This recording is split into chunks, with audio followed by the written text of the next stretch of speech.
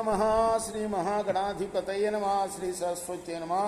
భక్తులరా, వ్యాస మహర్షి రచించిన భాగవత మహాపురాణం యథాతథంగా చెప్పుకున్నాం. ఇందులో భాగంగా నిన్నటి వరకు మనం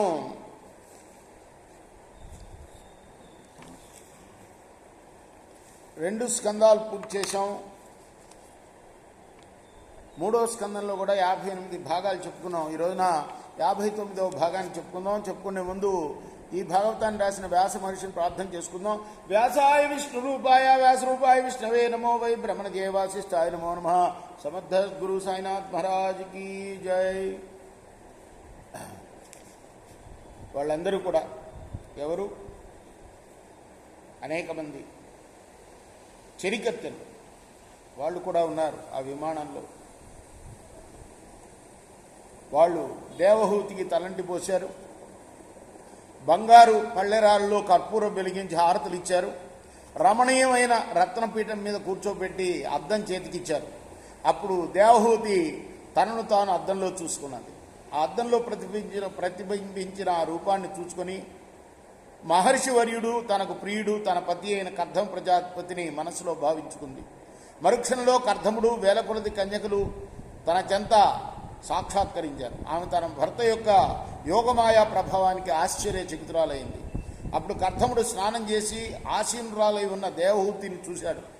దేవహూతి స్నానం చేసి తన సహజ రూపంతో ఉన్నదే అయ్యను, ఇదివరకెన్నడూ లేదా అన్నట్లుగా స్వచ్ఛంగా ప్రకాశిస్తూ కనపడింది. వివాహానికి ముందు ఆమె ఎలా ఉన్నదో అలాగని అంతరి చెక్కు చెదరని చక్కదనంతో ఉన్నందుకు కర్ధముడు మహానంద పొందాడు. ఆమెను చూడగానే కర్ధముని హృదయంలో ప్రేమ ఉదయించింది.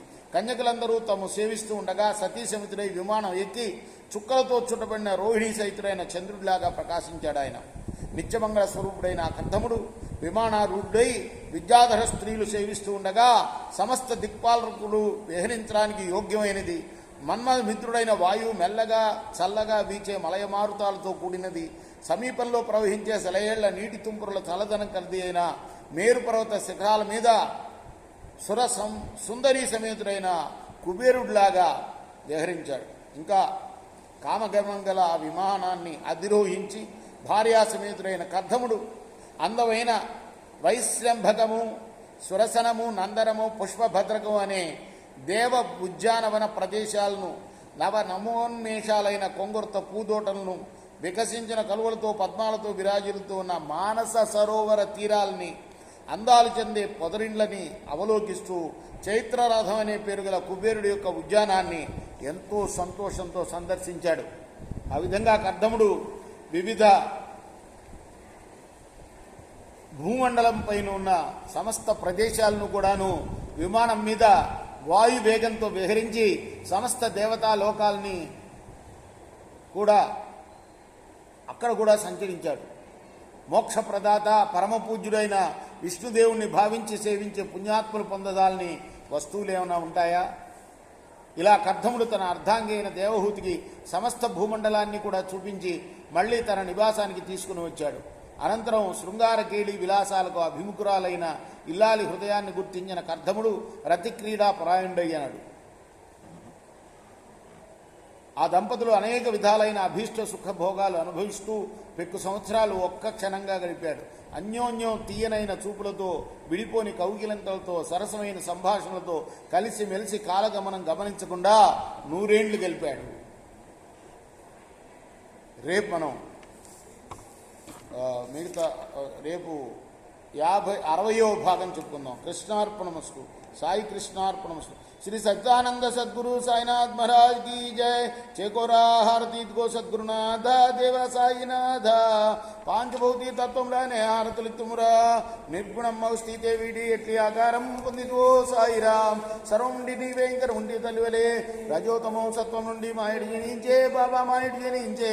ఆ మాయ నుండి వేరే మాయ ఏ తిరుగవచ్చే. సప్త సాగరాలు నీకు క్రీడారంగములు బాబా క్రీడారంగములు.